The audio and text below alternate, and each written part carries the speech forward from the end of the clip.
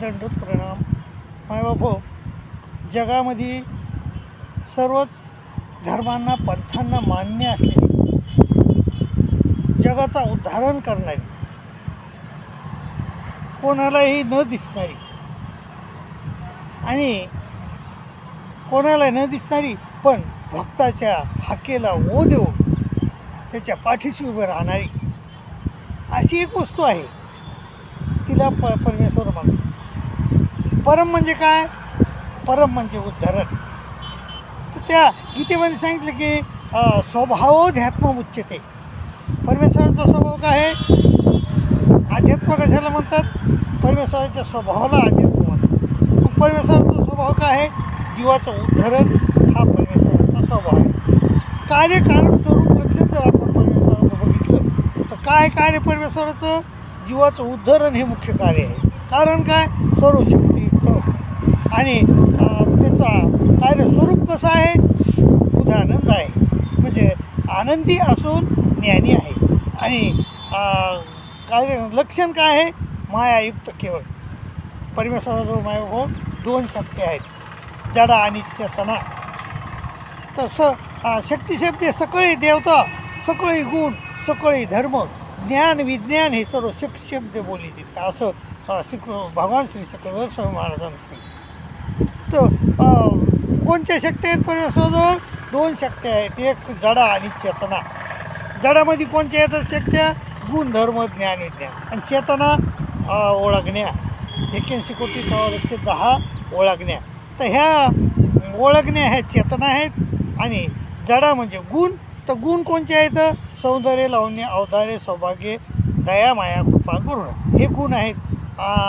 धर्म नित्यत्व, व्यापकत्व, सर्वात्मकत्व, सर्वातीतत्व, सर्व कर्तृत्व, सर्व साक्षीत्व, योगाधिक अनंत धर्म बोलले. गुणधर्म ज्ञान, स्वरूपाज्ञान, शक्तिरूप ज्ञान असे दोन ज्ञान आहेत. आणि विज्ञान, एक ज्ञानरूप विज्ञान आणि एक विद्यारूप विज्ञान असे दोन विज्ञान आहेत. आणि ज्ञानरूप विज्ञानाचे पुन्हा दोन विभाग आहेत, एक भावरूप विज्ञान आणि अभावरूप. असा शक्तियुक्त आणि तो परमेश्वर शक्तियुक्त आहे, असा परमेश्वर आहे. तर असा हा परमेश्वर जगामध्ये आहे. तर हा परमेश्वर आपला धाता माता पितामह आहे. वेद्यम पवित्र ओंकार वृक्षामय जुर्योचे. तो कसा आहे? गतीर भारता प्रभू साक्षी निवास शरीर. खरं राहण्याचं ठिकाण कोणतं आहे आपलं जीवाचं? तर ते आहे परमेश्वर. मोक्ष मिळाला तिथं राहण्याचं, तिथून मात्र आपलं पतन नाही. तर खरं राहण्याचं निवास शरणम सुरत. शरण जाण्यासाठी कोण योग्य आहे? परमेश्वर.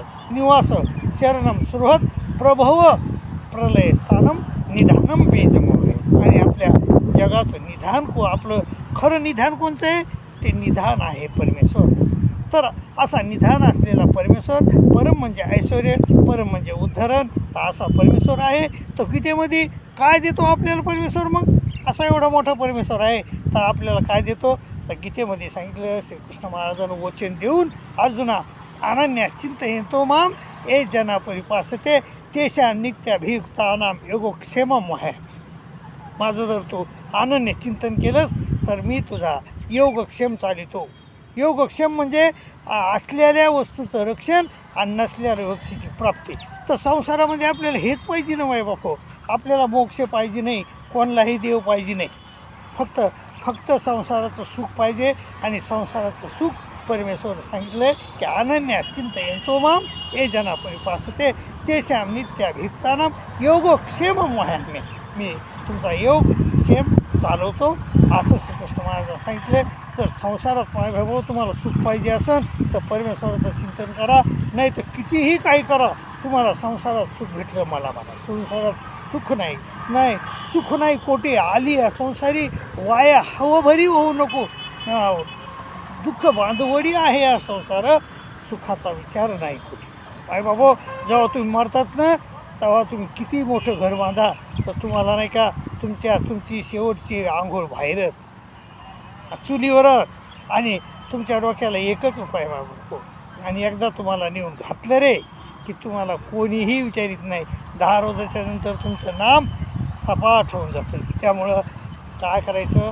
परमेश्वराचं चिंतन करायचं. आणि जर तुम्हाला ह्या संसारात सुख पाहिजे असेल संसारात, तर तुम्ही परमेश्वराचं अनन्य चिंतन करा.